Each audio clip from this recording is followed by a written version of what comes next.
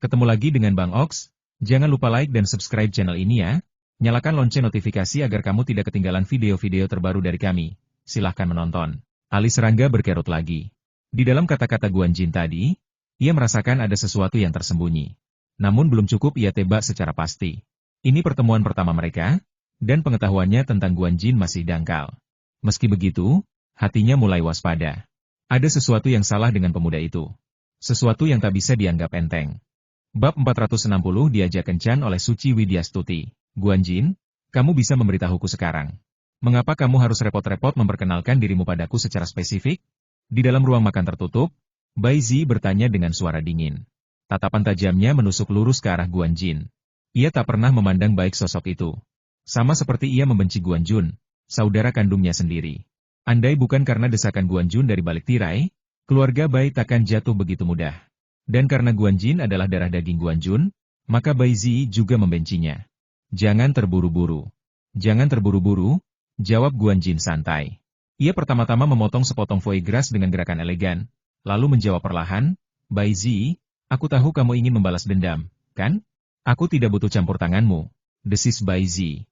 Ia tak membantah tuduhan itu, tetapi sikapnya tetap dingin. Balas dendam ya? Ia ingin membalas dendam. Tapi Guan Jun juga salah satu musuhnya.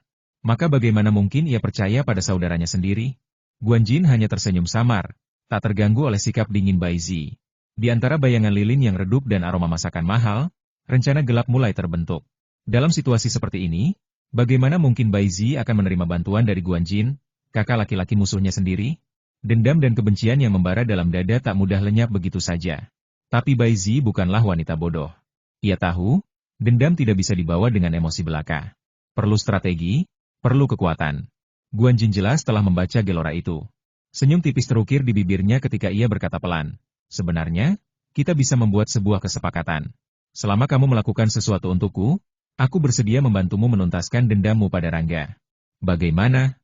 Bai Zi diam. Ia tidak menyahut, hanya menatap lurus ke arah Guan Jin. Matanya dingin, tapi penuh perhitungan. Jika benar-benar ada kesempatan untuk balas dendam, maka hatinya tak akan menolak begitu saja. Toh, ia pun sadar seorang wanita cantik seperti dirinya, jika mau bermain kata, pasti banyak lelaki yang rela menjadi senjata di tangannya. Tapi Bai Zi bukan jenis wanita itu. Ia lebih suka berdiri di atas kaki sendiri, meski harus jatuh bangun. Sederhana sekali, lanjut Guan Jin, nadanya rendah namun penuh keyakinan. Kamu hanya perlu membantuku membuat janji pertemuan antara seorang wanita dan diriku. Bawa dia ke tempat yang telah kutentukan. Hanya itu. Dan sebagai imbalannya, aku akan membantumu menghancurkan Rangga. Bagaimana? Kata bagaimana itu keluar lagi, tapi maknanya sudah berbeda. Kini penuh tekanan, penuh godaan. Siapa wanita yang kamu maksud? Tanya Bai Zi akhirnya, nada bicaranya mulai menunjukkan sedikit ketertarikan. Ia bukan tidak tertarik, ia hanya ingin tahu siapa lawan mainnya kali ini. Suci Widyastuti. Guan Jin tidak membuang waktu. Nama itu meluncur begitu saja dari lidahnya, tanpa ragu, tanpa beban. Dan saat menyebut nama itu, sorot matanya berubah menjadi hangat, penuh kerinduan. Sekilas-kilasan masa lalu muncul di ingatannya. Pertemuan singkat mereka dulu, ketika ia masih harus menjaga jarak karena status dan posisi Suci Widyastuti yang terlalu tinggi. Tapi kini ia adalah Guan Jin, putra kedua dari keluarga Guan yang sedang naik daun. Sahabat dekat putra mahkota. Tak ada yang bisa menghalanginya. Bahkan Kementerian Kekaisaran pun takkan berani mencampuri urusan pribadinya. Namun Bai Zi langsung menolak mentah-mentah. Tidak. Satu kata itu cukup. Tegas. Tanpa ruang untuk negosiasi. Ia tak bisa, bahkan tak boleh melibatkan Suci Widyastuti. Wanita itu telah banyak membantunya, memberinya tempat, dan yang lebih penting mempercayainya. Apakah kamu tahu siapa sebenarnya Suci Widyastuti? Guan Jin malah bertanya balik, suaranya tenang, tapi menusuk. Aku tidak tahu, dan aku tidak ingin tahu, jawab Bai Zi datar. Ia berdiri, berniat meninggalkan ruangan. Namun tepat saat ia hendak melangkah, ucapan Guan Jin menghentikan langkahnya. Bagaimana jika aku memberitahumu bahwa Suci Widyastuti adalah wanita Rangga? Kata-kata itu seperti pedang yang menusuk telak. Bai Zi membeku. Tubuhnya tegang. Napasnya tertahan. Sorot matanya berubah dari dingin menjadi panas, dari biasa menjadi murka. Dan seperti yang diduga Guan Jin, Bai Zi berhenti. Karena dendam, apalagi yang terkait dengan Rangga, tak mungkin ia biarkan begitu saja. Tidak mungkin bagaimana Nona Wibisana Junyan bisa menjadi wanita Rangga? Tidak mungkin, Sama sekali tidak mungkin. Baizi berusaha menahan getaran dalam suaranya, tapi sorot matanya mulai goyah. Ia tahu, Guanjin takkan membuang waktu hanya untuk sebuah kebohongan murahan. Dan justru karena itu, hatinya mulai dilanda kepanikan. Suci Widyastuti baik padanya. Memberinya tempat, membantunya bangkit dari keterpurukan keluarga Bai. Tapi di sisi lain, Rangga adalah musuhnya. Orang yang ia salahkan atas segala penderitaan yang menimpa keluarganya. Jika benar Suci Widyastuti adalah wanita di balik bayang-bayang Rangga, maka posisinya sangat rumit. Ia ingin balas dendam, tapi ia juga tak ingin menyakiti orang yang telah baik padanya. Di tengah kebingungan itu, keraguan mulai menggerogoti hati Baizi. Apakah kebaikan Suci Widyastuti selama ini tulus? Atau justru semua itu hanya sandra belaka? Jika hubungan antara Suci Widyastuti dan Rangga benar adanya, maka segalanya bisa saja rencana tersembunyi. Namun, jika memang begitu, mengapa Suci Widyastuti masih membiarkan Baizi naik jabatan dengan cepat? Mengapa tidak langsung menggantikannya? Bukankah lebih logis jika Suci Widyastuti melakukan hal itu andai ia benar-benar ingin menjatuhkannya? Konflik batin semakin melilit. Antara dendam dan rasa bersalah. Antara kebenaran dan prasangka. Bagaimana? Selama kamu berhasil mengajak Suci Widyastuti berkencan denganku, aku akan membantumu menghancurkan Rangga. Menurutku, ini bukan permintaan yang sulit bagimu, bukan? Guanjin berkata dengan tenang, seolah-olah ia sudah pasti Baizi akan menerimanya. Padahal, ia sendiri butuh bantuan perempuan ini. Akses ke Suci Widyastuti sangat terbatas. Bayangan kekuatan pelindung yang kuat mengelilingi dirinya membuat Guanjin tak bisa bertindak seenaknya. Satu-satunya jalan adalah melalui Baizi. Baizi diam cukup lama. Diam yang penuh pergolakan. Akhirnya, ia menggelengkan kepala dengan tegas. Cari saja orang lain. Jika aku ingin membalas dendam, aku akan melakukannya sendiri. Kata-katanya keras, tapi di dalamnya tersirat tekad yang tak mudah digoyahkan. Ia ingin balas dendam, tapi bukan dengan cara mengorbankan orang yang telah baik padanya. Guanjin terkejut. Ini ketiga kalinya Baizi menolak kesepakatannya tanpa sedikit pun keraguan. Namun, ia belum menyerah.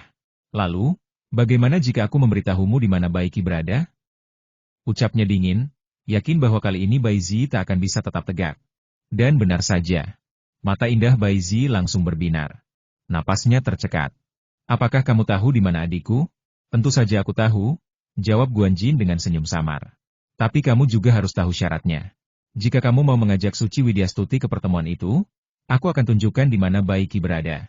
Aku juga akan bantu kamu hancurkan Rangga. Jika tidak ada lagi yang perlu dibicarakan. Kini nadanya lebih tajam, penuh tekanan. Ia percaya, Baizi takkan bisa menolak kali ini. Namun Baizi hanya ragu-ragu sejenak. Hati kecilnya meronta ingin tahu nasib Baiki, tapi akal sehatnya menahannya. Ia ingin tahu, tapi tidak dengan harga pengkhianatan pada Suci Widyastuti. Aku lelah. Lupakan saja, ucapnya akhirnya. Tanpa menoleh lagi, ia berjalan keluar ruangan dengan langkah mantap. Guanjin termenung. Kesepakatan yang ia yakini pasti berhasil, kini tinggal sebagai bayangan kosong. Ditolak oleh Baizi, satu demi satu, tanpa sedikit pun celah untuk ditawar. Pandangan Guanjin kembali dingin, sorot matanya seolah tak lagi peduli. Namun di balik ketenangan itu, api ambisi terus berkobar. Ia bukan tipe lelaki yang mudah menyerah. Justru, semakin besar rintangan, semakin tinggi hasratnya untuk mengatasi. Baizi menolak? Baiklah. Rencana lain pasti akan muncul. Ia yakin, suatu hari nanti, Suci Widyastuti akan menjadi miliknya. Sementara itu, Rangga sama sekali tidak tahu apa yang telah dibicarakan antara Guanjin dan Baizi di ruang pribadi restoran tadi. Andai ia tahu, maka takdir Guanjin akan berubah dan balas dendam Rangga akan menjadi salah satu yang paling dahsyat yang pernah ia lakukan. Suci Widyastuti adalah musuh utama dalam hidup Rangga. Tapi lebih dari itu, ia juga wanita yang sangat penting bagi masa depannya. Siapapun yang berani menyentuhnya, siapapun yang berani merancang jebakan terhadapnya, akan merasakan amarah tanpa ampun dari Rangga. Setelah meninggalkan restoran itu, Rangga dan Suci Sentosa pergi ke sebuah restoran barat lainnya. Hanya sebuah makan malam sederhana. Mereka membicarakan hal-hal ringan, obrolan santai tentang cuaca, pekerjaan, hingga kenangan masa kecil. Suasana hangat terasa di antara mereka, meski tak ada kata cinta yang terucap. Selesai makan, Rangga mengantarkan Suci Sentosa pulang ke kompleks keluarga Sentosa. Setelah memastikan ia masuk dengan selamat, Rangga langsung kembali ke Zilan Villa. Di villa itu, Almira Cahyaningtyas duduk sendirian di ruang tamu, masih menonton televisi. Tubuhnya terbungkus dalam piyama katun putih susu yang lembut. Di pangkuannya, sebuah bantal putih kecil dipeluk erat. Matanya fokus pada layar LCD besar, tempat sebuah program spesial sedang ditayangkan. Program tersebut adalah dokumenter tentang klinik gratis Rangga, ide orisinal Zhao Tianyu. Dengan kepiawaiannya, Zhao Tianyu berhasil menyunting adegan demi adegan menyentuh dari deretan pasien yang menangis haru setelah sembuh, ucapan syukur yang tulus, hingga suasana panas di lokasi pendaftaran di mana orang-orang rela antri berjam-jam demi mendapatkan pengobatan cuma-cuma dari sang dokter ajaib. Hasil akhirnya, sebuah produksi yang begitu menggugah hati. Program ini sudah memasuki siaran ulang ketiga, tapi popularitasnya justru semakin melonjak. Ratingnya tetap tinggi, bahkan mungkin akan menjadi acara tahunan andalan stasiun TV tersebut. Almira menonton semua itu dengan hikmat. Bahkan saat kendaraan Rangga tiba dan pintu villa terbuka, ia baru tersadar dari lamunan. "Rangga, kamu kembali. Apakah kamu sudah makan malam?" Tanyanya cepat, langsung mencari remote control TV. Layar masih menampilkan wajah Rangga yang serius saat sedang melakukan pengobatan. Sorak-sorai dan tepuk tangan dari kerumunan penonton terdengar lirih dari speaker. "Aku sudah makan," jawab Rangga singkat. "Kamu sudah makan?" Almira mengangguk lembut.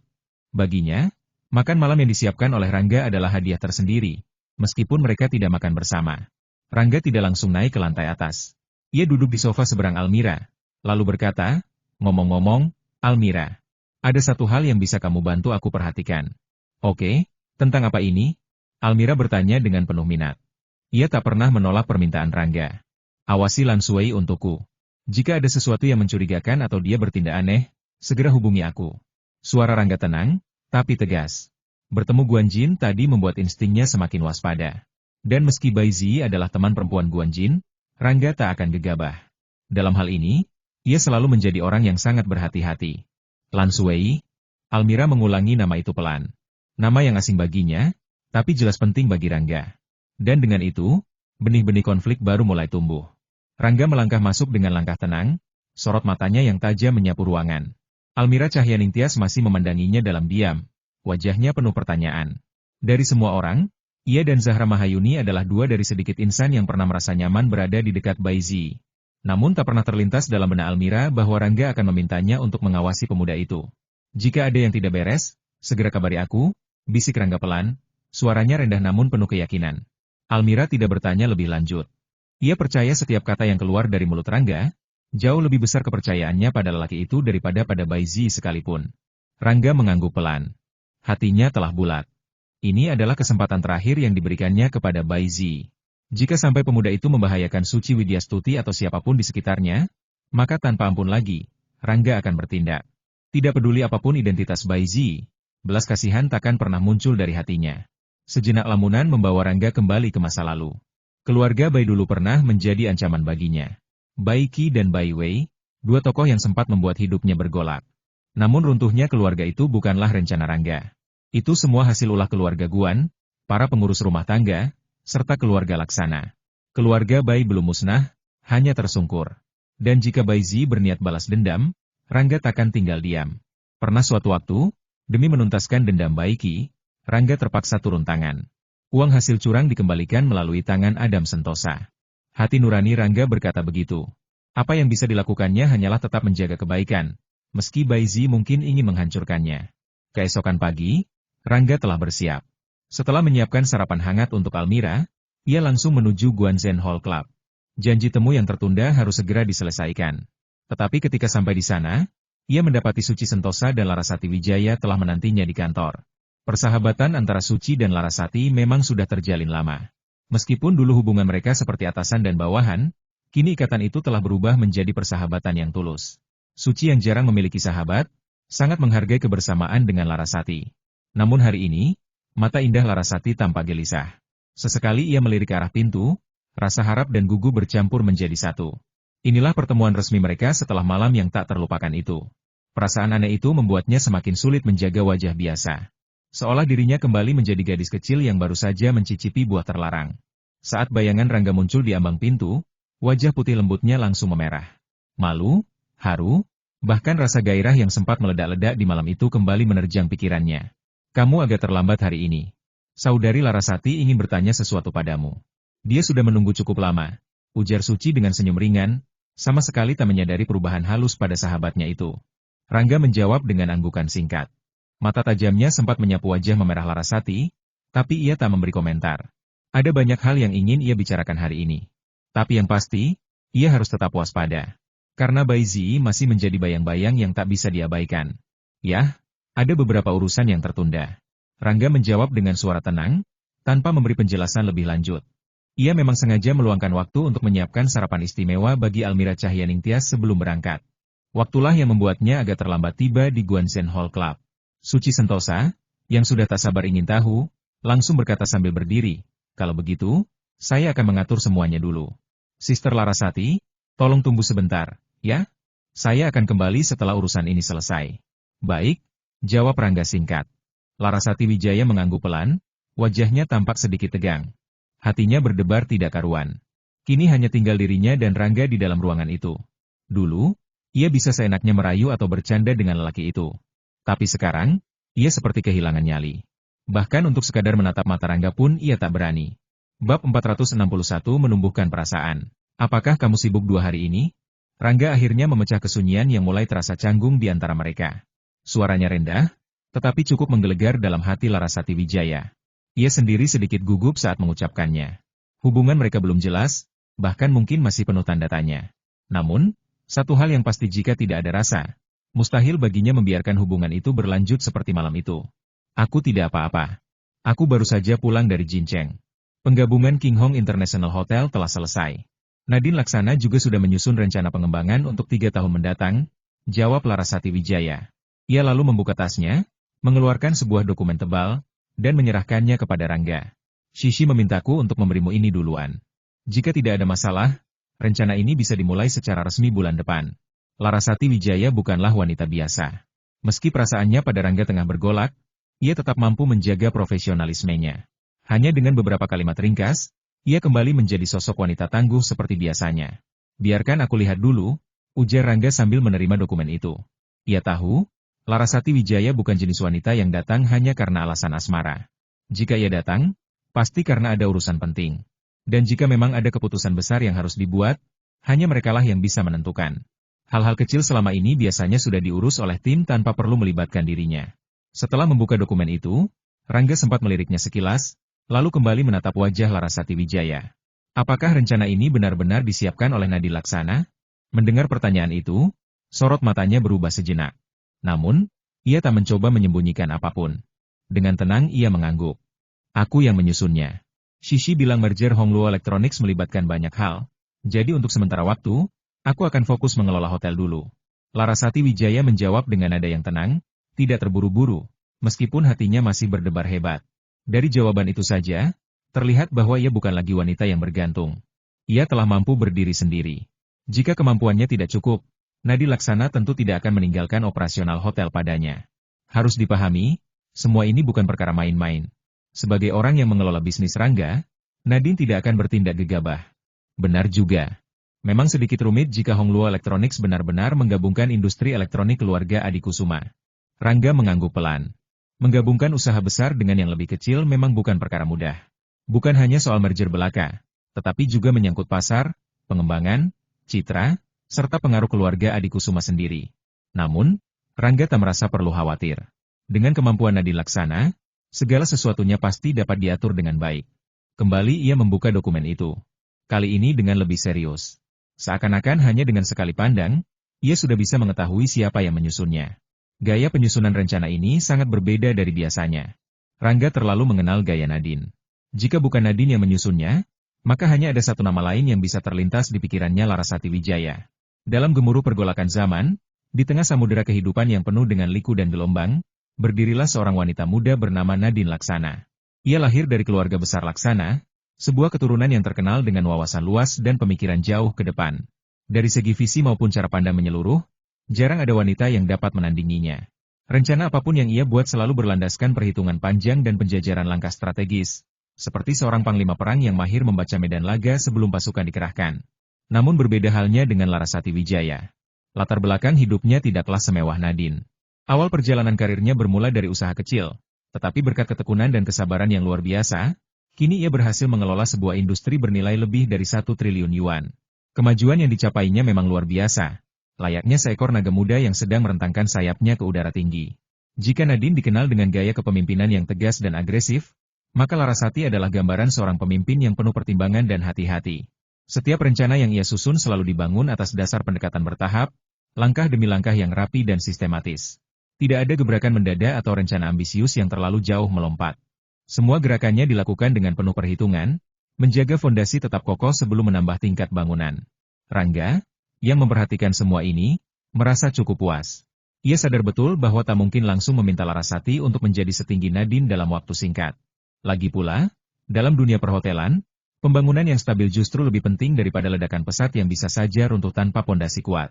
Maka, bisa jadi karena itulah Nadine sendiri yang mempercayakan kepada Larasati untuk menyusun rencana ini. Saat Rangga sedang mempelajari dokumen tersebut, diam-diam Larasati memandangnya dengan rasa gugup. Ini adalah kali pertamanya ia membuat rencana secara mandiri untuk skala usaha sebesar ini. Dan tentu saja, ia telah mencurahkan banyak tenaga serta pikiran.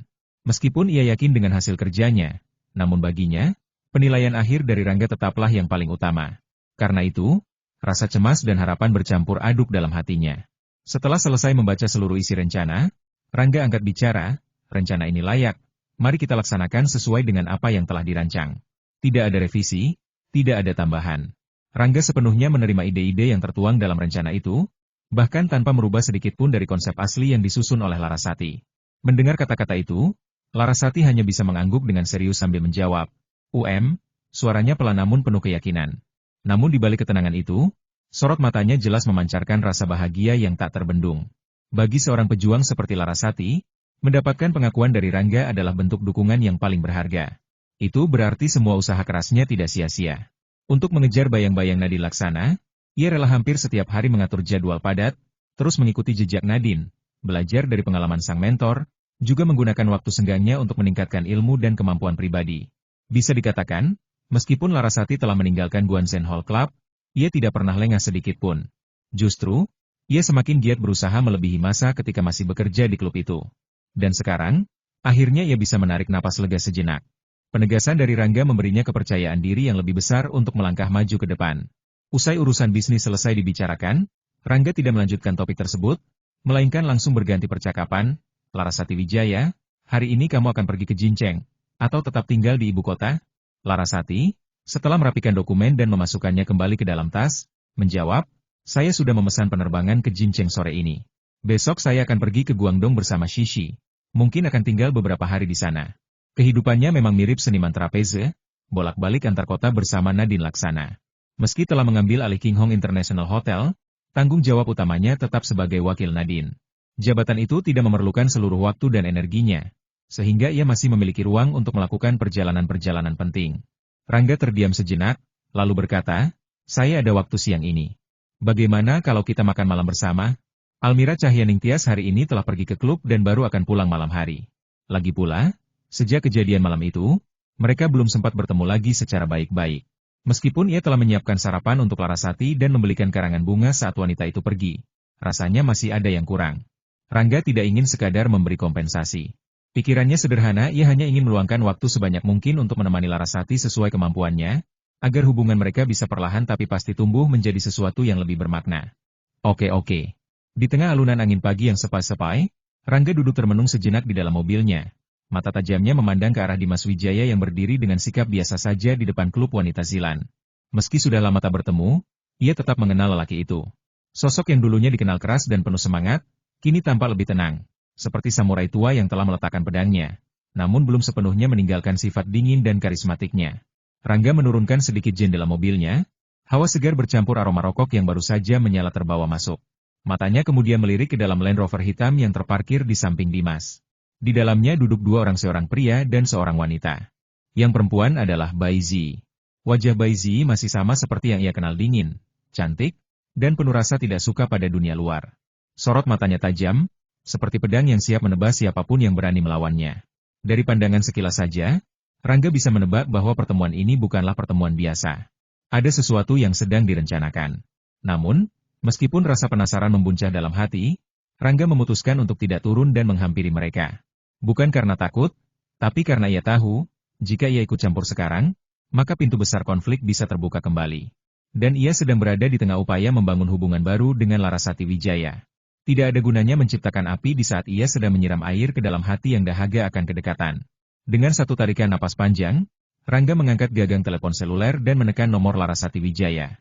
Halo? Jawab suara lembut di ujung sana. Aku sudah dekat. Aku akan sampai sebentar lagi. Oke, aku sudah mulai persiapan. Ada nada bahagia terselip dalam suaranya, sebuah kehangatan yang membuat hati Rangga luluh seketika. Ia lalu menutup telepon, menatap sekali lagi ke arah Dimas Wijaya dari kejauhan. Pandangan itu hanya berlangsung sesaat, lalu ia menyetir maju, meninggalkan bayangan masa lalu yang sedang bergulat sendiri di ambang klub wanita itu. Sementara itu, di villa mewah yang terletak di pinggir kota, Larasati Wijaya telah sibuk di dapur. Wangi rempah dan bumbu khas masakan Nusantara mulai menyebar, mengisi ruangan dengan aroma yang mengundang selera. Ia memakai celemek putih bersih, rambutnya diikat rapi ke belakang. Setiap gerakannya penuh perhitungan, layaknya seorang ahli strategi yang sedang menyiapkan serangan rahasia. Tapi kali ini, senjata utamanya bukanlah kata-kata atau rencana bisnis melainkan cinta yang dimasak dengan tangan penuh ketulusan. Ia tahu, mungkin baginya sulit untuk langsung setinggi Nadine Laksana. Namun, di balik dinding dapur ini, ia ingin menunjukkan sesuatu yang lain, sesuatu yang lebih personal, lebih mendalam. Sesuatu yang hanya bisa ia tunjukkan kepada Rangga. Dan entah mengapa, hatinya terasa ringan. Seolah semua beban yang pernah ia pikul selama ini telah berubah menjadi semacam kebahagiaan kecil yang manis. Sebuah harapan kecil, yang perlahan-lahan tumbuh menjadi keyakinan. Bahwa ia, Larasati Wijaya, juga bisa memiliki tempat tersendiri di hati Rangga dengan caranya sendiri. Di antara hiruk-pikuk ibu kota yang tak pernah tidur, di balik bayangan gedung megah dan klub eksklusif, pergolakan hati dan dendam lama terus bergelora seperti sungai bawah tanah. Bai Zi, putri dari keluarga Bai yang dulunya disegani, kini bagaikan bulan purnama yang tersisa separuh masih bersinar, tetapi penuh dengan luka yang tak terlihat oleh mata kasar. Dan di sampingnya duduk Guan Jun, pangeran pertama dari keluarga kekuasaan tertinggi di ibu kota. Dari segi watak dan kepribadian, ia jauh lebih tenang dan bijak dibandingkan saudaranya, Guan Jin. Tidak heran jika banyak orang memprediksi bahwa suatu hari nanti, ia akan menggantikan kedudukan ayahnya sebagai salah satu tokoh paling berpengaruh di negeri ini. Namun, meskipun ia adalah gunung yang menjulang tinggi, Bai Zi tetaplah awan yang tak bisa diikat. Kedekatannya dengan Dimas Wijaya bukanlah sebuah kebetulan. Ia tahu, bahwa dalam dunia yang keras ini, hanya sedikit sekali lagi orang yang bisa dipercaya. Dan Dimas, meski dulu dikenal sebagai lelaki pemberontak, kini telah menjadi salah satu dari sedikit itu. Rangga, yang menatap semua ini dari kejauhan, tidak berniat mencampuri urusan mereka. Hatinya kini sedang menuju tempat lain, menuju villa mewah di pinggiran kota. Tempat seorang wanita cantik tengah menyiapkan makan siang dengan penuh ketulusan. Tapi naluri pejuang dalam dirinya tidak pernah mati. Saat melihat Guan Jun dan Bai Zi, pikirannya langsung teringat pada Guan Jin, adik sang pangeran. Guan Jin yang semalam tampak begitu santai saat mengajak Bai Zi makan malam. Sikapnya tidak menunjukkan niat buruk, tapi bagi Rangga, diam-diam hal itu justru menimbulkan tanda tanya besar. Jika hubungan antara Bai Zi dan Guan Jun saja sudah begitu rumit, mengapa Guan Jin masih berani mendekati wanita itu? Ada sesuatu yang tidak beres. Dengan gerakan cepat namun tenang, Rangga mengambil ponselnya dan memberikan beberapa instruksi singkat kepada seseorang di ujung sana. Pantau setiap gerak-gerik Guan Jin. Aku tidak suka firasat ini. Setelah itu, ia menyetir mobilnya dengan kecepatan tinggi, meninggalkan klub wanita Zilan dan semua rahasia yang sedang bermain di sana. Ia harus sampai ke Villa Larasati Wijaya sebelum pikirannya terganggu oleh masalah-masalah lain. Saat Rangga tiba, jam baru menunjukkan pukul 11 lebih sedikit.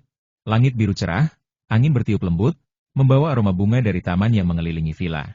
Di dalam, suasana hangat telah terasa sejak ia membuka pintu.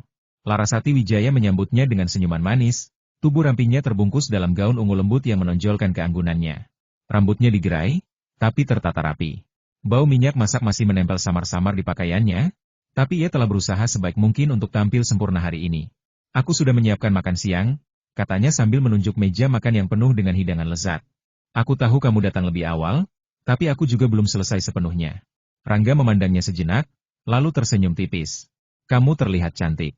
Larasati Wijaya menunduk, pipinya sedikit memerah.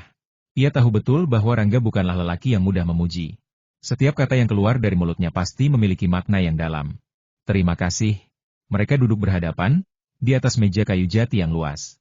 Hidangan yang tersaji adalah campuran antara masakan tradisional dan kreasi pribadi Larasati.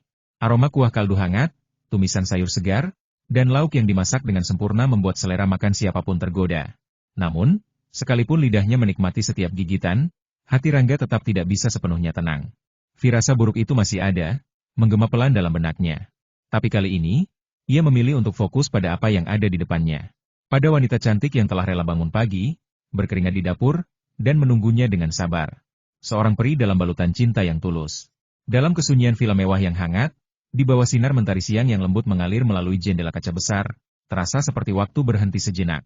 Di tengah aroma masakan dan keharuman anggur tua yang menyebar perlahan, Rangga duduk dengan tenang, memandang wanita cantik di hadapannya Larasati Wijaya.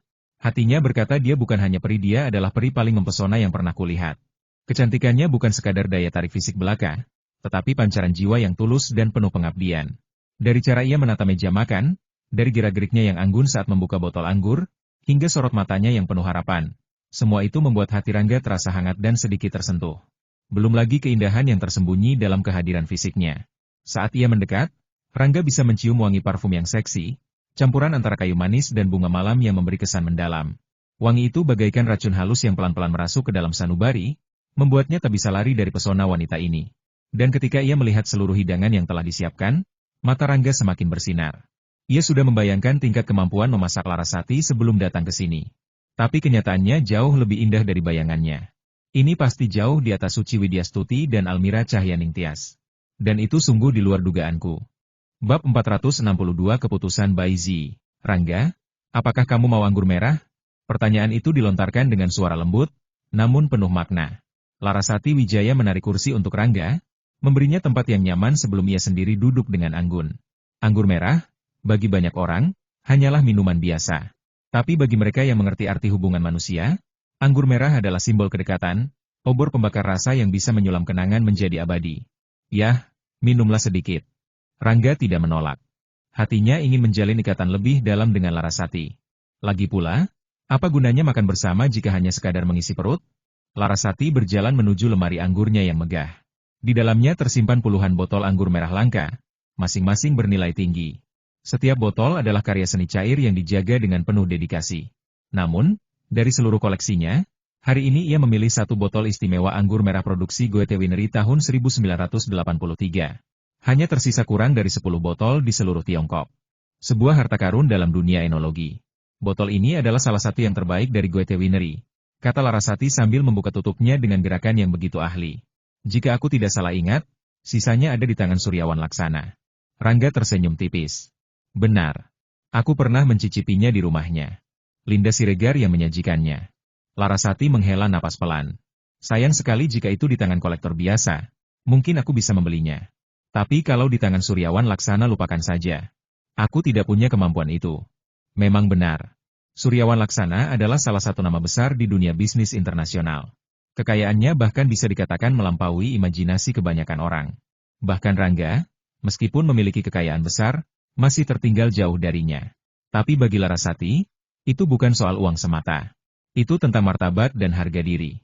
Ia tidak akan pernah memohon atau mengejar sesuatu yang jelas-jelas berada di luar jangkauannya. Apalagi jika itu menyangkut keluarga besar Laksana, keluarga yang dulu pernah menjadi panutan baginya. Ia tuangkan anggur merah itu ke dalam gelas kristal, warna ungu tua yang pekat memancarkan kilauan redup.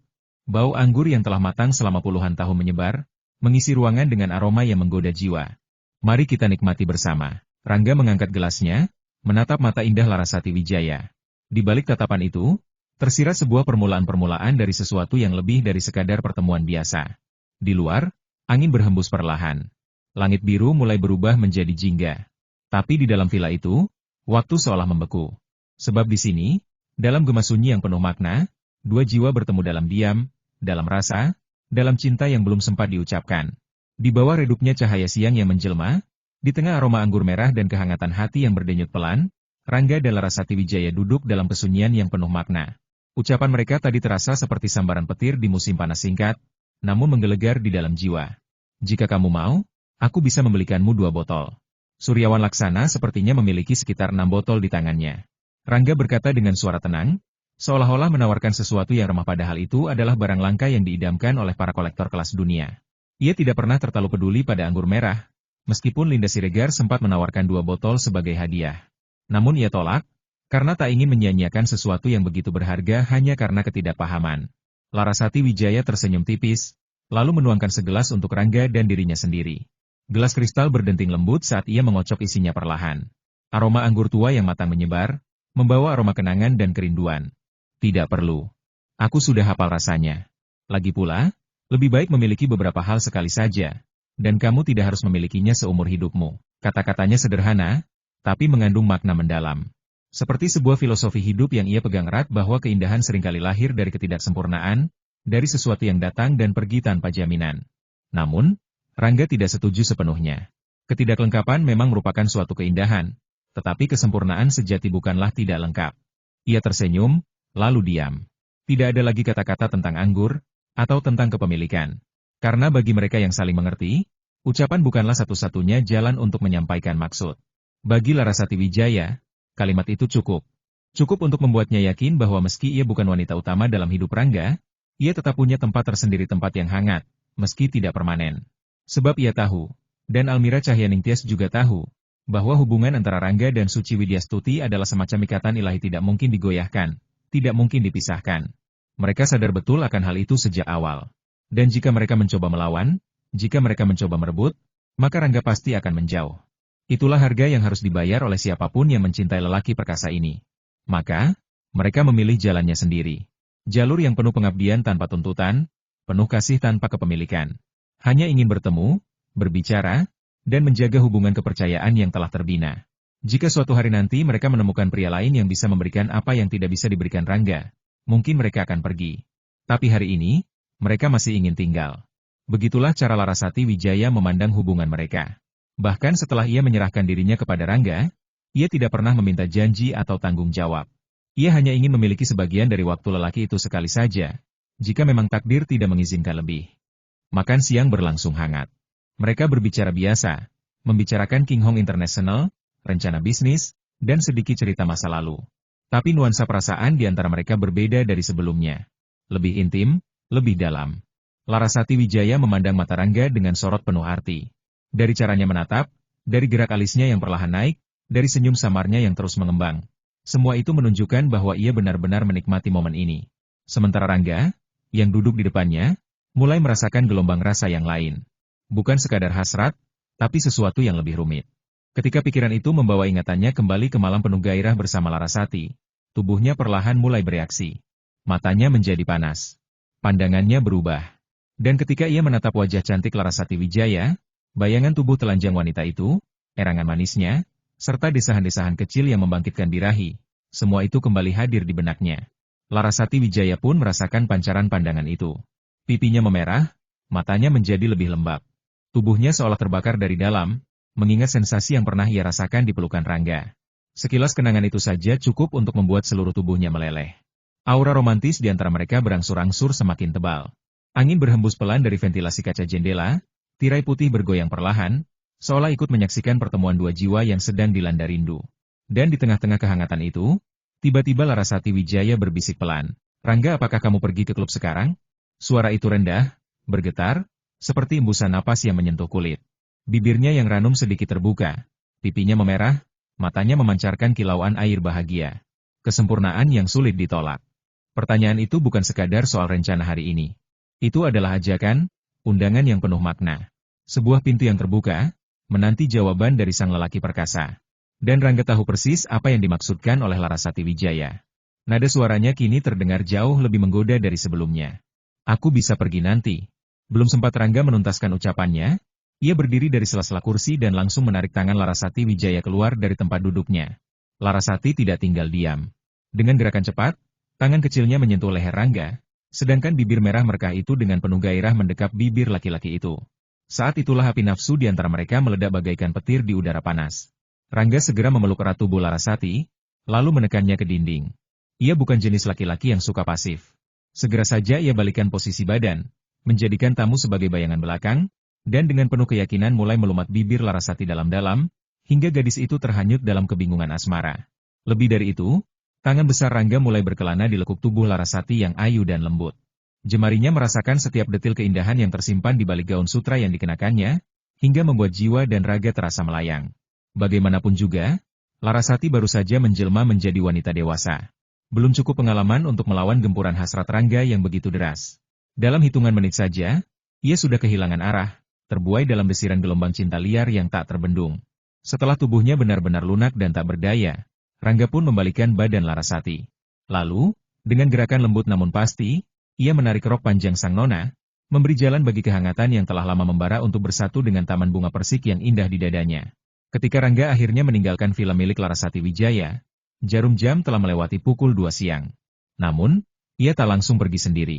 Terlebih dahulu, ia mengantarkan Larasati ke bandara, baru kemudian menuju ke Guanzhen Hall Club. Baru saja langkahnya melangkah masuk, tiba-tiba matanya tertumbuk pada seorang wanita yang tak disangka-sangka akan ada di sana. Bai Zi, kenapa dia ada di sini? Melihat Bai Zi duduk tenang di lobi klub, Rangga tak dapat menahan gumam pelan dalam hati. Dengan segala dendam yang pernah terucap, mustahil baginya membayangkan bahwa Bai Zi datang mencari dirinya.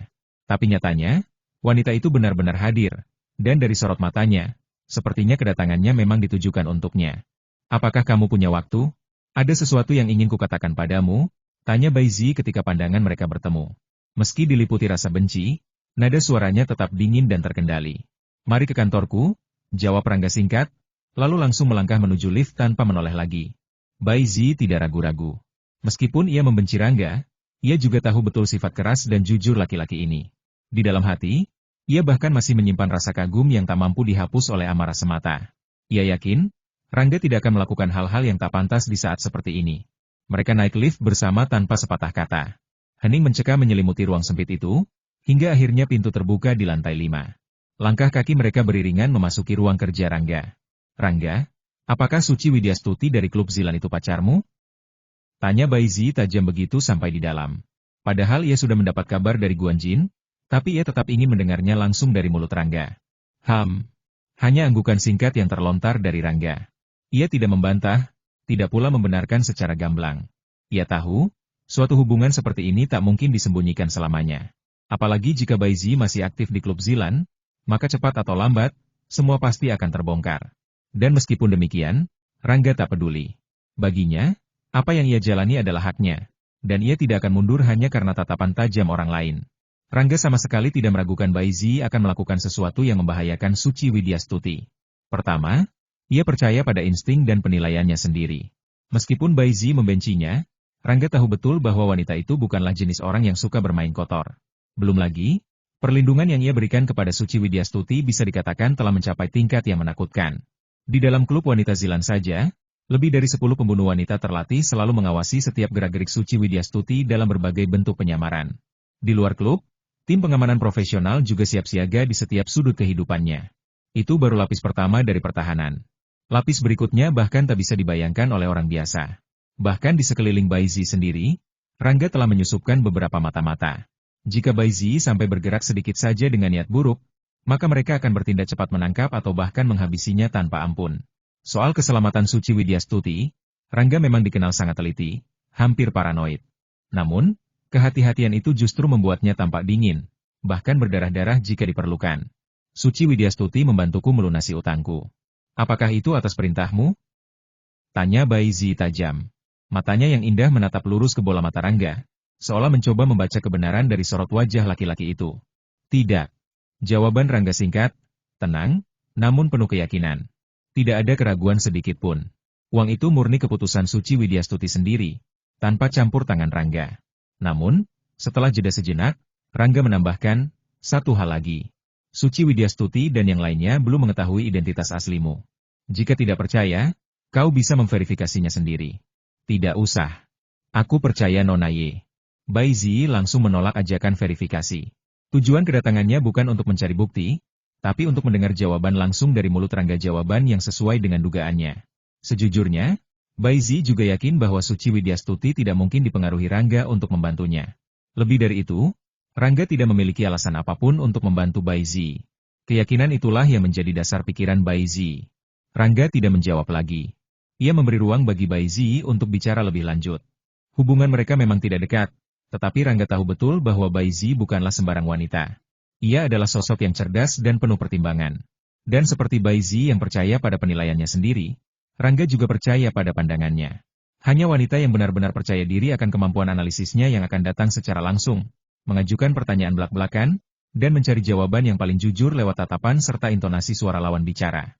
Setelah mendapatkan jawaban yang ia cari, Bai Zi tidak membuang waktu lebih lama. Dengan dingin, ia menatap Rangga dan berkata, ada seseorang yang ingin menyentuh Nona Ye. Sebaiknya kau waspada. Jangan biarkan dia keluar sendirian akhir-akhir ini. Kalau bisa, suruh saja Suci Widyastuti pergi ke tempat lain dulu. Rangga memandang Bai Zi dengan rasa terkejut samar. Sekarang barulah ia mengerti maksud kedatangan Bai Zi. Dan inilah yang paling mengejutkannya, meski begitu membenci dirinya, Bai Zi masih bersedia memberitahunya soal ini. Meskipun Bai Zi tidak menyebut siapa pelaku yang dimaksud, Rangga sudah bisa menebaknya. Setelah berpikir sejenak, ia bertanya, apakah yang kau maksud itu Guan Jin? Bai Zi diam. Ia tidak membuka mulut lagi. Cukup aku yang telah berbicara. Jika kau benar-benar mencintai Nona Ye, lindungilah dia baik-baik. Kedatangan Bai Zi kali ini bukan hanya untuk menunjukkan posisi dirinya, tapi juga untuk menempatkan dirinya berlawanan arah dengan Guan Jin. Jika dulu, dengan latar belakang keluarganya yang kuat, ia bisa dengan mudah mencari tahu segala informasi tentang Rangga dan kawan-kawannya. Kini situasinya telah berubah. Keluarga Bai yang dulu perkasa kini tak lebih dari bayangan masa lalu. Pengurus rumah tangganya juga bukan lagi tokoh senior, melainkan pemula yang tak punya pengaruh besar di ibu kota. Jika bukan karena rasa terima kasihnya kepada Suci Widyastuti, dan ketidaksukaannya melihat Suci jatuh ke tangan orang-orang seperti Guan Jin, Bai Zi pasti tak akan repot-repot datang memberi peringatan. Rangga tersenyum tipis. Senyum itu bukan senyum ramah, melainkan senyum dingin dari seorang predator yang siap berburu. Aku akan melakukannya, ucapnya dengan suara rendah. Tidak peduli siapapun orang itu, selama berani menyentuh Suci Widyastuti, aku pasti akan membuatnya membayar harga tertinggi dengan darahnya sendiri. Identitas Guan Jin memang terbilang tinggi dan sulit dijangkau, bagaikan awan yang menggantung di langit. Namun bagi Rangga, semua itu hanyalah angin lalu. Di matanya, apa yang disebut sebagai identitas tak lebih dari bayangan semu yang mudah lenyap dalam badai pertarungan sejati. Jika Guan Jin berani melangkah 1 inci mendekati Suci Widyastuti, maka Rangga tidak akan ragu menunjukkan wajahnya yang paling kejam. Ia tidak akan memberi ruang sedikit pun bagi lawannya untuk bernapas. Orang seperti Guan Jin, jika sudah berniat jahat, lebih baik dihabisi tanpa sisa hingga tak tersisa jejaknya di dunia ini. Bai Zi dapat merasakan udara dingin yang menyelimuti suara Rangga. Dalam setiap katanya, tersembunyi tekad baja yang tak bisa digoyahkan. Dan yang lebih mengejutkan lagi, ada semacam keyakinan mutlak yang tidak terucap, namun begitu kuat hingga membuat bulu roma bergidik. Bai Zi tidak tahu dari mana asal keyakinan itu. Tapi ia sadar, ia telah melakukan segala yang bisa dilakukannya hari ini. Itu saja. Saya harap Anda dapat menepati janji Anda. Tidak ada alasan baginya untuk tinggal lebih lama. Memberi peringatan tentang Guan Jin adalah batas maksimal yang bisa ia lakukan. Tapi hal itu tidak berarti ia telah memaafkan Rangga. Sekilas pandangan terakhir, Bai Zi langsung berbalik dan keluar dari kantor dengan langkah mantap. Terima kasih. Ucapan Rangga terdengar rendah, namun penuh makna. Ia tidak mencoba membujuk Bai Zi untuk tetap tinggal. Ia cukup mengucapkan terima kasih dengan nada serius, karena ia tahu betapa berartinya informasi itu bagi keselamatan Suci Widyastuti. Bagi Rangga, Suci Widyastuti bukan hanya sekadar wanita biasa. Ia adalah sesuatu yang sangat berharga, bahkan melebihi nyawanya sendiri. Kamu tidak perlu berterima kasih padaku. Kamu hanya perlu melindungi Nona Ye, jawab Bai Zi tanpa menoleh. Setelah itu, tubuhnya lenyap di balik pintu kantor, seolah dibawa oleh angin dingin siang yang murung. Bab 463 Keputusan yang Sulit. Guan Jin. Setelah Bai Zi pergi, Rangga tidak langsung menghubungi tim pengawal atau memulai rencana penyerangan. Ia duduk diam di sofa empuk, matanya menusuk lurus ke depan. Sorot matanya dingin, tajam, dan penuh dendam. Jari-jarinya bergerak pelan di sandaran kursi, ketukan-ketukan kecil yang mengalun seperti detak jantung predator yang sedang bersiap menerkam. Sebelumnya, Rangga hanya memiliki kecurigaan samar. Kini, kebenaran telah terbongkar. Guan Jin benar-benar ingin menyentuh Suci Widyastuti. Dan jika sudah begini, Rangga tidak akan menunggu lama. Ia lebih suka bertindak daripada menjadi korban. Biarkan Guan Jin duluan membuka gerbang neraka, karena Rangga akan memastikan bahwa ia tidak sempat melangkah keluar dari sana. Guan Jin memang seorang pemula di ibu kota, namun ia bukan pemula biasa. Ia telah menggantikan posisi Bai Qi, menjadi pangeran kedua di ibu kota. Identitasnya menjulang tinggi, penuh kemewahan dan ancaman. Banyak orang yang akan berpikir 2 kali bahkan hanya untuk menyebut namanya. Namun bagi Rangga, semua itu tidak berarti apa-apa. Jika seseorang ingin mati, maka biarkan ia mati. Ia tidak akan membuang waktu untuk peduli pada gelar atau kedudukan. Dunia ini bukan tempat untuk basa-basi. Dunia ini milik mereka yang berani dan tega. Beberapa menit kemudian, Rangga mengeluarkan ponselnya. Jari jemarinya mengetik cepat, lalu menekan tombol panggil. Nomor Zhao Hongshan langsung tersambung. Zhao Hongshan adalah salah satu tokoh penting dari Blood Phoenix Society. Jika ada orang yang bisa membantu Rangga dalam masalah ini, maka Zhao Hongshan adalah jawabannya. Baik Bagas Ardianta maupun Adam Sentosa tidak cocok untuk urusan ini. Mereka mungkin kuat, tapi kurang memiliki jaringan intelijen yang luas. Namun, Rangga tidak bermaksud meminta Zhao Hongshan untuk mengirim pembunuh profesional. Itu terlalu berisiko. Jika sampai Guan Jin tewas di tangan mereka, maka Blood Phoenix Society pasti akan dihancurkan oleh kekuatan besar di belakang keluarga pengurus rumah tangga. Dengan kekuatan yang dimiliki keluarga tersebut saat ini, mereka bahkan bisa menandingi keluarga Bai di masa jayanya dulu. Menghadapi kekuatan nasional semacam itu, organisasi bawah tanah sebesar apapun hanyalah debu di atas angin. Ini bukan panggilan pertama Rangga kepada Zhao Hongshan tentang Guan Jin. Sebelumnya, ia hanya meminta Zhao mengumpulkan informasi dasar tentang Guan Jin dan lingkaran keluarganya. Kali ini, Rangga ingin semua data dikumpulkan lebih cepat dan lebih lengkap. Rangga memang selalu hati-hati. Ia tidak pernah meremehkan lawan, apalagi lawan sekelas Guan Jin. Kesalahan sekecil apapun bisa membuat semua usaha yang telah ia bangun selama ini hancur dalam sekejap. Oleh karena itu, ia harus siap sepenuhnya sebelum bertindak. Menunggu adalah bagian dari strategi. Dan ketika saatnya tiba, ia akan menyerang dengan kilat, tanpa ampun. Setelah selesai berbicara dengan Zhao Hongshan, Rangga langsung turun ke klinik yang berada di lantai bawah. Hari ini ia telah menjadwalkan beberapa sesi perawatan yang tidak bisa ditunda. Waktunya terbatas, karena klinik gratis berikutnya tinggal menghitung hari. Klinik gratis global pun sudah mulai disiapkan secara matang. Karena itu, dalam kesempatan klinik gratis sore itu, Rangga meminta Suci Sentosa untuk melakukan penyesuaian sederhana pada rencana beberapa hari mendatang yakni menyelesaikan semua janji temu dan perawatan yang sudah tertunda agar bisa dikosongkan waktunya. Dengan cara ini, Rangga akan memiliki lebih banyak ruang gerak dan waktu untuk fokus pada hal-hal penting lainnya.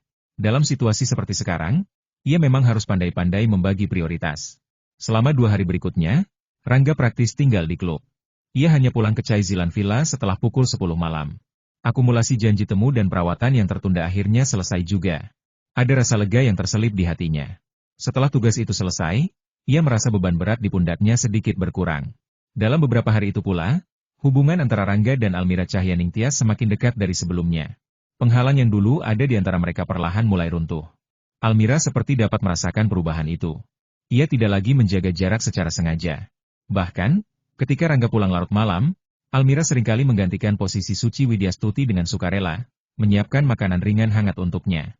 Meskipun belum ada kontak fisik atau kata-kata mesra yang terucap, bagi Rangga dan Almira, perkembangan emosional seperti ini adalah yang paling berharga. Mereka berdua menikmati momen-momen tenang itu tanpa perlu kata-kata besar. Pada hari ketiga, Suci Widyastuti dan Zahra Mahayuni akhirnya kembali dari Australia. Rangga langsung berangkat ke bandara untuk menjemput mereka. Di perjalanan, ia sudah mulai menyusun kalimat pengakuan yang ingin ia sampaikan kepada Suci Widyastuti. Ia tidak ingin terus-terusan menyembunyikan segala sesuatunya. Jika terus dilakukan, kerugian yang dialami oleh Suci Widyastuti hanya akan semakin besar. Yang paling ia takuti adalah reaksi wanita itu. Rangga tahu betul bahwa Suci Widyastuti sangat sensitif soal perasaan. Karena itu, ia sulit membayangkan bagaimana nanti reaksi wanita yang dicintainya itu. Namun, ia tetap bertekad untuk memohon pengampunan, karena itulah satu-satunya hal yang bisa ia lakukan. Adapun hasil terburuknya, Rangga bahkan enggan membayangkannya. Karena hasil itu adalah sesuatu yang tidak bisa diterimanya dan hal terakhir yang ingin ia lihat. Jika semuanya benar-benar sampai ke titik itu, mungkin Rangga sendiri akan merasa hidupnya sia-sia. Karena perbedaan zona waktu, saat Suci Widyastuti dan rombongan kembali ke ibu kota, jam baru menunjukkan pukul 8 pagi. Tapi Rangga sudah menunggu di bandara dengan tepat waktu. Beberapa menit setelah kedatangannya, Suci Widyastuti dan Zahra Mahayuni pun keluar dari terminal, membawa koper mereka. Wajah Zahra penuh semangat dan kegembiraan. Bahkan Suci Widyastuti yang biasanya dingin tampak lebih lembut hari itu. Senyum samar menghiasi bibirnya. Sorot matanya penuh kasih saat menatap Rangga. Rangga, Anda pasti tidak menyangka betapa bermanfaatnya perjalanan kami ke Australia ini. Hasilnya luar biasa. Ucap Zahra dengan riang begitu melihat Rangga. Suci Widyastuti diam, tapi senyumnya cukup bicara. Wajahnya yang cantik ini terlihat lebih cerah, layaknya gadis kecil yang tengah dimabuk asmara. Di mata dunia, perpisahan memang lebih menyakitkan daripada pernikahan. Namun saat ini, Suci Widyastuti justru tampak seperti sedang menjalani masa-masa terindah dalam cinta. Bagaimana mungkin Rangga tidak merasakan kelembutan yang mengalir dari sorot mata dan senyum Suci Widyastuti? Namun, di balik kehangatan itu, ada rasa sakit yang tak bisa dijelaskan di dalam hatinya. Rencana untuk mengaku sempat ia pikirkan ulang. Ia ingin menunda, bahkan mundur sejenak dari niat itu. Rangga mencintai Suci Widyastuti. Betapa dalamnya cinta itu hingga ia selalu menganggap wanita itu sebagai sosok yang paling ia ingin lindungi sepanjang hidupnya. Ia tak bisa membayangkan jika suatu hari harus kehilangan Suci Widyastuti. Tapi satu hal yang ia yakin jika semua berakhir buruk, maka Rangga akan hidup dalam penyesalan yang tiada akhir, selama napas masih mengalir di tubuhnya. Namun, segala perasaan rumit yang bergejolak di dalam hati Rangga segera ia sembunyikan dengan pengendalian diri yang luar biasa. Dengan senyum samar di bibir, ia berkata, "Bagaimana mungkin aku tidak membayangkan semua ini? Semuanya sudah tertulis jelas di wajahmu." "Benarkah?" Zahra Mahayuni terkejut dengan jawaban itu. Ia menatap Suci Widyastuti dengan pandangan sedikit bingung, seolah bertanya, apakah benar-benar begitu jelas? Suci Widyastuti tersenyum lembut sambil mengangguk pelan. Di hadapan orang lain, sikap dinginnya sebagai seorang tokoh besar telah pudar. Kini, setelah berada di dekat Rangga, sorot matanya penuh kehangatan seakan hanya bersama dialah dunia menjadi hangat. Rangga tidak menjelaskan lebih lanjut. Ia langsung menyela dengan tenang. "Oke, bukan tempatnya bicara di sini. Kalian pasti lelah sekali setelah perjalanan panjang ke Australia. Ayo kita pulang dulu, baru bicarakan semuanya nanti di rumah." Zahra tidak keberatan. Ia mengangguk cepat dan berkata riang, "Baiklah, ayo pulang. Aku benar-benar lelah. Saudari Suci Widyastuti dan aku hampir mengunjungi separuh wilayah Australia selama beberapa hari ini." Meskipun senyum masih menghiasi wajah cantiknya, rasa lelah tak bisa ditutupi. Terlihat jelas bahwa mereka hampir tidak sempat beristirahat cukup selama perjalanan tersebut. Belum lagi soal kesehatan Suci Widyastuti yang memang dari awal tidak stabil. Jelas saja kondisinya jauh lebih buruk dibanding Zahra. Cukup melihat ekspresi lelah di wajah Suci Widyastuti saja, hati Rangga sudah terasa sesak. Karena itu, tanpa banyak kata, Rangga langsung mengambil alih koper mereka berdua, lalu keluar dari bandara bersama mereka menuju mobil. Setibanya di Zilan Villa, hal pertama yang dilakukan oleh Suci Widyastuti dan Zahra Mahayuni adalah membersihkan diri dari debu perjalanan. Zahra bahkan langsung menyatakan ingin tidur nyenyak setelah mandi, dan meminta agar semua urusan ditunda sampai ia bangun. Rangga tidak langsung kembali ke klub. Ia tahu hari ini tidak ada jadwal perawatan yang mendesak. Sebelumnya, ia telah meminta Suci Sentosa untuk mengatur ulang semua janji temu hingga sore hari. Saat Suci Widyastuti mandi, Rangga mondar-mandir di ruang tamu, pikirannya dipenuhi kebimbangan. Kelembutan dan cinta yang ditunjukkan Suci Widyastuti membuatnya ragu untuk membuka rahasia yang selama ini ia simpan. Ia takut jika semuanya akan berakhir pada keretakan yang tak dapat diperbaiki. 2 hari belakangan, ia telah merencanakan pengakuan itu. Tapi kini, ketika wanita yang dicintainya berada begitu dekat, ia malah merasa tak sanggup. Bingung. Hanya 4 kata itu yang mampu menggambarkan keadaan pikiran Rangga saat ini. Ia bahkan tidak sadar kalau Suci Widyastuti telah selesai mandi dan keluar dari kamar mandi. "Rangga, kamu sedang memikirkan apa? Kenapa kamu terus berjalan-jalan?" Tanya Suci Widyastuti dengan nada lembut, namun di balik tatapan matanya tersirat kekhawatiran. Suci Widyastuti adalah wanita yang sangat tradisional. Setelah jatuh cinta, Rangga adalah langit baginya. Segalanya tentang Rangga mungkin lebih penting daripada hidupnya sendiri. Bagaimana mungkin Rangga tidak merasakan hal itu? Dan semakin Suci Widyastuti mencintainya, semakin berat beban di hati Rangga. Ia terjebak antara 2 pilihan mengaku atau tetap diam. Otaknya seperti komputer yang rusak, terus berputar-putar pada 2 kemungkinan itu. Hanya ada 2 opsi mengaku atau menyembunyikan. Tapi Rangga bukan manusia biasa. Ia adalah pria yang selalu membuat keputusan di tengah badai. Menghadapi kekhawatiran dan kelembutan Suci Widyastuti, akhirnya ia bulatkan tekadnya. Jujur, ia memang bisa saja terus bersembunyi, bahkan mungkin seumur hidup. Tapi Rangga bukan jenis orang yang suka berlindung dalam kebohongan. Apalagi terhadap Suci Widyastuti. Ia tidak bisa melakukan itu kepada wanita yang sangat ia cintai. Di bawah langit yang mulai menghitam, Rangga berdiri termenung di ambang pintu kamar. Hatinya terasa sesak, seperti diperas oleh tangan tak terlihat. Pengakuan yang telah lama ingin ia sampaikan kepada Suci Widyastuti harus tertunda lagi kali ini oleh dering ponsel yang datang tepat pada saat yang paling tidak tepat. "Suci," begitu lembutnya ia memanggilku tadi. Tapi aku tak sempat menjelaskan apa-apa. Hanya dengan senyum kecil dan suara yang dibuat tenang, ia menyuruhku menerima panggilan itu. Padahal, entah mengapa, hatiku berkata bahwa hari ini adalah hari yang tepat untuk bicara jujur. Namun, kehendak langit kadang lebih kuat dari niat manusia. Ponsel di tangannya masih hangat. Suara Zhao Hongshan tadi terdengar jelas, meski diselimuti nada rendah penuh waspada. "Tuan, saya sudah mengumpulkan informasi yang Anda inginkan. Saya di ibu kota sekarang. Kapan Anda menginginkannya, saya dapat mengirimkannya kepada Anda." Dan Rangga pun memerintahkan Zhao untuk mengirimkan dokumen itu langsung ke rumahnya. Ia tahu, urusan ini tidak bisa ditunda. Ini bukan sekadar informasi biasa, melainkan jawaban atas pertanyaan besar yang telah menggerogoti pikirannya selama berbulan-bulan. Namun, ketika ia menutup pintu kamar dan mendapati Suci telah berbaring di tempat tidur, ada sesuatu dalam diamnya ruangan itu yang menusuk perasaannya. Matanya tak lagi bertemu. Senyum manis yang biasa menyambutnya kini berganti dengan helaan napas lelah.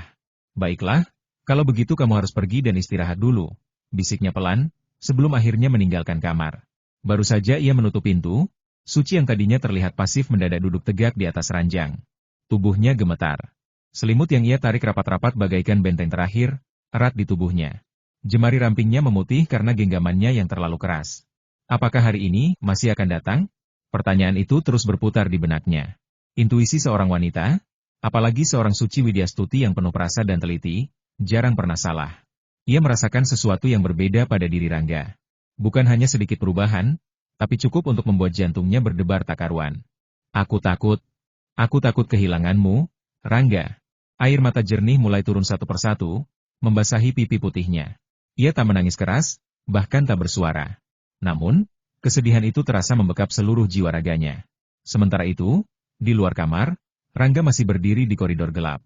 Ia tak tahu betapa pilunya hati suci saat ini. Andai ia tahu, mungkin semua rencana, semua rahasia, semua beban yang ia pikul sendiri akan dilemparkannya jauh-jauh. Karena cinta yang ia miliki untuk Suci, lebih berharga dari segala teka-teki yang harus ia pecahkan. Guan Jin. Sebut saja nama itu, dan hati Rangga terasa mengeras. Bukan sekadar dendam atau amarah, tetapi sebuah pertaruhan jiwa yang tak bisa dihindari. Jika sampai kehilangan Suci Widyastuti, apalah artinya Guan Jin baginya? Apalah artinya klub, harta, atau segala pengaruh yang selama ini ia bangun? Tapi justru karena itu, Rangga tidak boleh lengah. Ia harus tahu segalanya tentang Guan Jin. Karena jika cinta adalah nyawa, maka pengetahuan adalah senjata untuk melindunginya. Langkah kaki Zhao Hongshan terdengar ringkas dan pasti ketika ia memasuki aula bawah. Pria tua berwajah tegas itu datang tanpa menunda waktu, seolah ia tahu betapa pentingnya informasi yang dibawanya. Ini informasi yang Tuan minta, ucap Zhao dengan suara rendah, sambil menyodorkan seberkas dokumen tebal. Waktunya memang singkat, tapi saya telah menugaskan orang terbaik untuk terus mengikutinya. Jika ada kekurangan atau perkembangan baru, saya akan segera laporkan. Rangga menerima dokumen itu tanpa sepatah kata pun. Meski kerja sama mereka belum lama terjalin, Zhao sudah cukup mengenal tabiat Rangga. Pria muda itu bukan tipe yang banyak bicara, tapi setiap gerakannya penuh makna. Dan Zhao tak salah menebak. Informasi ini, bagi Rangga, adalah kunci awal dari rencana besar. Ia membuka halaman demi halaman dengan tatapan tajam, seakan-akan ingin menembus dinding-dinding rahasia yang selama ini menyembunyikan wajah asli Guan Jin. Dulu, sebelum keluarga Bai runtuh, nama Guan Jin hanya seperti bayangan samar di antara para pemain besar ibu kota. Ia berada di tingkat atas, tapi belum menyentuh puncak. Masih ada keluarga Bai dan keluarga Guan yang menjulang lebih tinggi. Namun, setelah keluarga Bai lenyap dari panggung, kekuatan mulai bergeser. Dan Guan Jin, ia naik cepat bagaikan ular licin yang merayap diam-diam menuju tahta. Zhao Hongshan berhasil mengumpulkan informasi secara mendalam. Tak hanya soal bisnis dan jejaring kekuasaannya, tapi juga riwayat hidup tokoh-tokoh kunci di balik layar rumah tangga Guan. Bahkan untuk Guan Jin sendiri, tak ada celah yang terlewat. Di sana tertulis masa kecilnya, sekolahnya, bahkan kebiasaan buruknya saat masih kanak-kanak. Fakta bahwa ia baru disapih pada usia 3 tahun, misalnya, ditulis dengan detail. Semua itu mungkin tampak remeh bagi orang biasa, tapi bagi Rangga, semua potongan kecil itu adalah cerminan karakter lawan.